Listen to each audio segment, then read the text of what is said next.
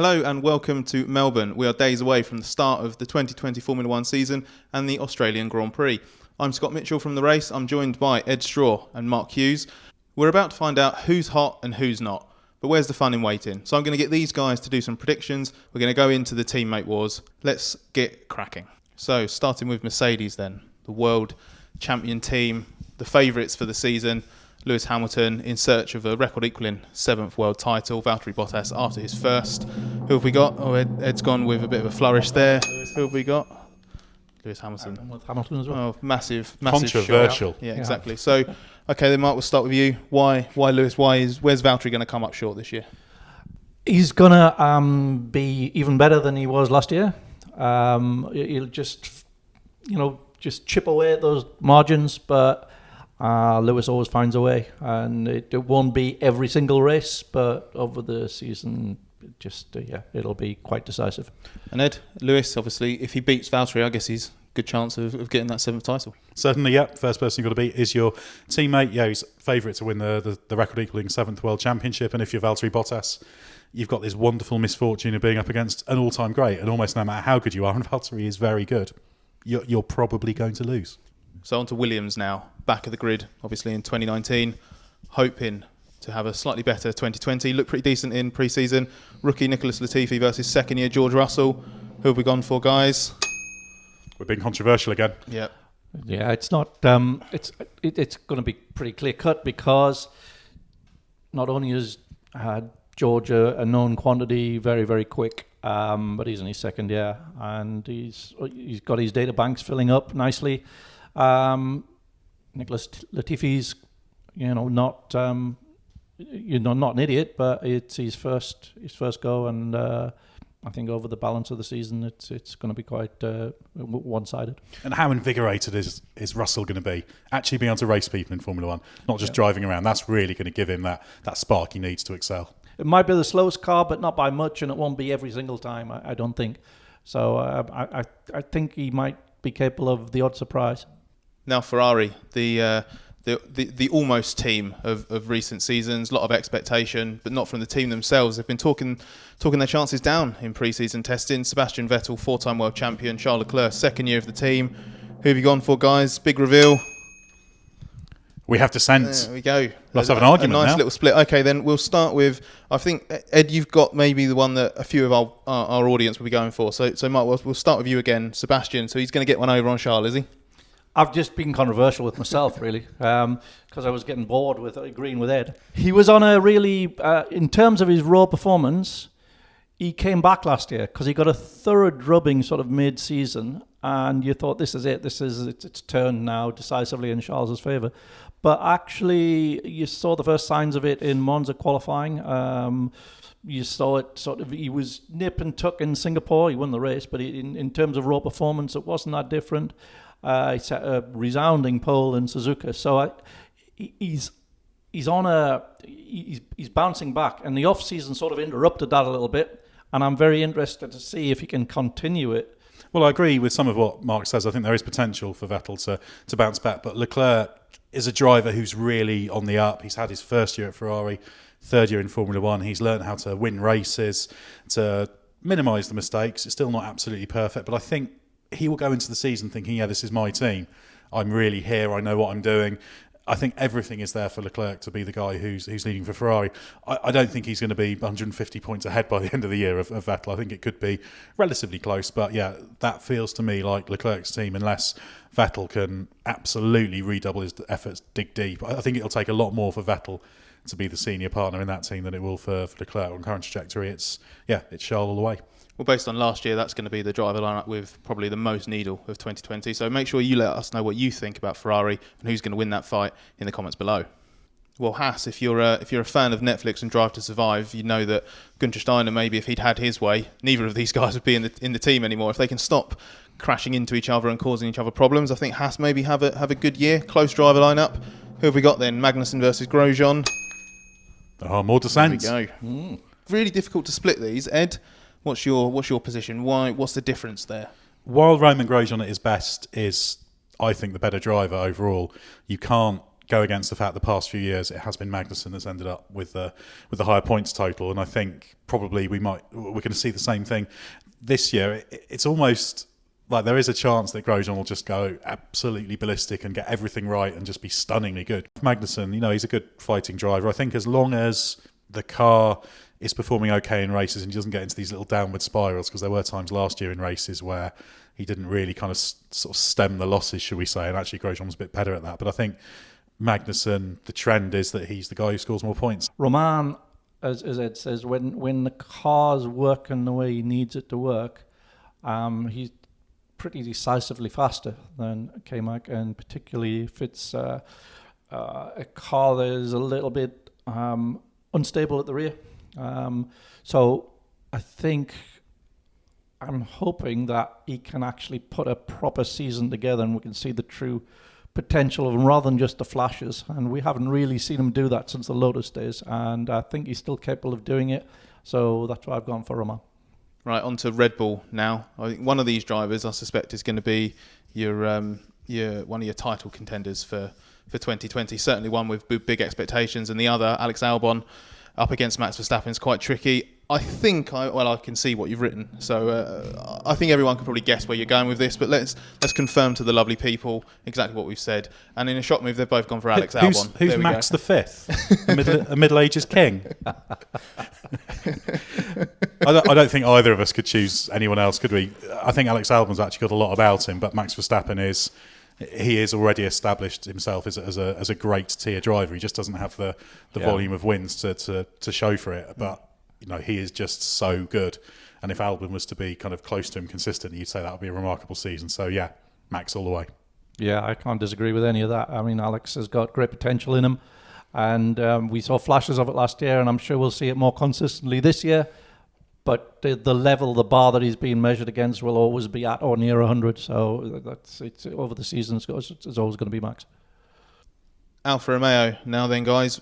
Two drivers at quite different ends of their respective Formula 1 careers. Kimi Räikkönen versus Antonio Giovinazzi, both with different amounts to prove. Actually quite difficult to split them in many ways. Let's see who you've gone for. I think we've got a bit of disagreement again. Love to see that. So Mark has dealt with the ink demands of the long names better than I have. Yeah, exactly. By going Kimi. But on a serious note, he's a world champion up against a second-year driver. So in theory, it picks itself. But why Kimi? Is he still not quite the driver of the noughties? He's not the McLaren driver, but I think he's still at or around where he was at Ferrari. And that's a pretty good level, and it's sometimes outstanding. And I haven't yet seen enough inspiring moments from Antonio to make me think he could regularly take it to Kimi over the season and prevail over him. He has weekends where he's faster, but over a season I haven't seen any indication of that yet. So yeah, I'd still go with Kimi. Basically, me backing Giovinazzi is kind of a bit of a punt on him getting everything together. It's one of those things whereby if he does everything last year that he did right, collates that together and cuts out the negatives, he could actually be a very, very effective Grand Prix driver, and he could be above Kimi's level. The pressure on him is enormous. He's got to deliver. That Ferrari seat that they control, who's in the Giovinazzi seat, Mick Schumacher is the kind of next guy in line for that, depending on how he gets on an F2. So I think Giovinazzi needs to make an absolutely compelling case that he should stay in Formula 1, and the only way he can do that is by probably outperforming Kimi ultimately. And I think this is the point where it's a bit of a cometh the hour, cometh the man, isn't it? If he wants to have a long Grand Prix career, he's absolutely got to take a big step this year and nail it. Right, on to McLaren. Two drivers, they had their respective first seasons with the team last year. Lando Norris was a rookie outright in Formula 1. Carlos Sainz Jr. rebuilding his career in the F1 midfield. I think this is quite tough to split. I'm having a little sneak peek. We've got a difference again. Guys, let's show the people. You're throwing it at me. My arm doesn't go around that way. That's how keen you are. Okay then, right, Ed, make your case. Well, the case I've made here is quite a big one to make, because Sainz was absolutely outstanding last year, and he will continue to be this year. However, Norris was better than the points gap suggested. He was, I think, the most unfortunate driver in the field. He lost some big results. You can pick out 6 or 7 races where things went wrong. It's definitely going to be a lot closer between those two. And Norris, if he gets everything together, he could be, nip and tuck with Sainz over the year. So again, it's a little bit of a flyer, but the real bottom line here is how fantastic is this for McLaren? They're going to have two very, very good performers who are going to be, up in the top 8-10 performers of the year, no question. Carlos was outstanding last year, says Ed. So is that going to be enough to give him the edge this year, Mark? He was outstanding, and I think he's still underrated, actually. I think he's a top-class Grand Prix driver. They would be winning Grand Prix if he was in a front-running car regularly. So, but it will be close. Lando had a fantastic rookie season. But overall, I don't really see any weaknesses in Carlos now. I think he's leveled it all out. And he just consistently gets the maximum from the car and any given situation. I just think he's a terrific driver. Right, Racing Point. Now, the pink Mercedes, as it's become known, could be the king of the midfield, which means either of these two drivers could be our Class B champion. And I think these are both going to say, no, I'm wrong. I'm a little bit disappointed because I thought, for variety, because I thought you were going to go Perez, you just write Perez, and I thought, well, I'll write Checo. Then at least the people watching will think for a moment, oh, they've diverged. But no, you've spoiled it now. See, I think that's about as an interesting insight as we can get into why you picked Perez, because I suspect that both of you are about to say that he's absolutely brilliant at wringing the neck out of a midfield. Is there a better guy in the midfield when you need a driver to step up? He just executes consistently outstanding races. He's great on tyre management. He's very, very good at structuring his race, shall we say, understanding what he needs to do. He's good defensively. He can make passes when he's coming through if he's got a tyre advantage. There's no real weaknesses in the race, and I think he will continue to be delivering. Mark, what does Lance have to do to to actually improve and have a chance of beating Perez over the season? He's got to find more consistency, and also that car was particularly ill-suited to Lance last year. He's better than he looked last year. We saw in his Williams days, he's better than he looked last year. The new car looks to be the type of car, a much more stable foundation for him. And I think he will close that performance gap to Sergio. But Sergio's a machine over the season. He's just a points harvesting machine. Renault next. So this is a team with a lot to prove in 2020. Daniel Ricciardo goes into his last year with the team on his current deal. They've got to try and convince him. Esteban Ocon makes his F1 return. Now these are two absolutely class drivers, arguably the best lineup in the midfield outside of the big three teams. Guys, turn your cards. Let's see what you've got. Ooh, okay. It's the only answer. Okay, interesting. Right, so Ricciardo is the multiple Grand Prix winner. He's the most proven guy outside of the top three teams, I suppose you'd say.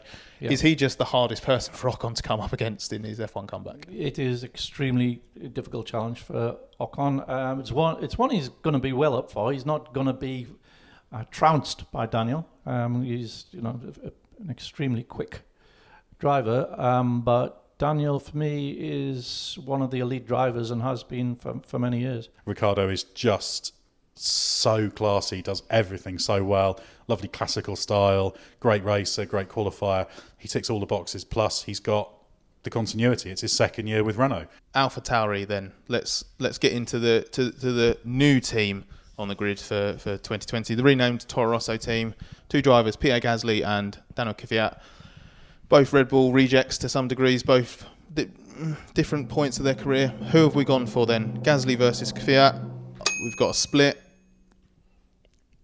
Be interested to actually know exactly what the justification is here. Gasly, obviously the most recent of the two to have a crack at the Red Bull senior team, but Kvyat, bit of a surprise return to the grid last year, and then he seems to have kept his place because there's no one really else about. But he's a really good driver. It's just sometimes he just seems to go under the radar. It's almost like that old Red Bull stint has just sort of condemned him to be forgotten about. Yeah, exactly that. And also some of the situations he was in last year where he ended up on the wrong strategy and things like that made it look as though he was underperforming, when you looked a little bit deeper, he wasn't. And I think just the waves of probability will suggest that won't be the case this year, and he's going to be very, very motivated because he knows how well he was driving last year, and I think he'll be very motivated to keep that level and hopefully make it more apparent.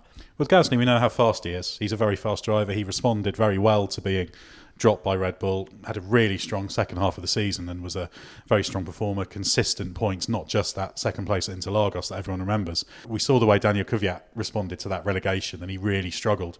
So I think he's certainly got the fortitude and the mental strength in this scenario to thrive where he didn't seem to when he was with Red Bull. You know, he's got all the motivation in the world because he wants to prove Red Bull wrong. He'll be thinking, yep, I can show I can go back into the Red Bull team. I think it's going to be very, very hard because going back, that team will always think, well, he crumbled, frankly, last time.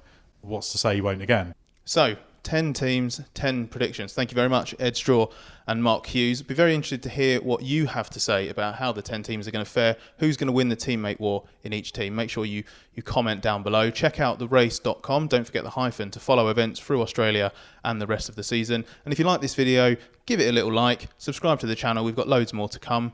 Make sure you follow us from Australia and beyond. Thank you very much. Going to get on with Melbourne now. Looking forward to the rest of the season. And let's see at the end of the year if either of these two have got it right or wrong in a big way.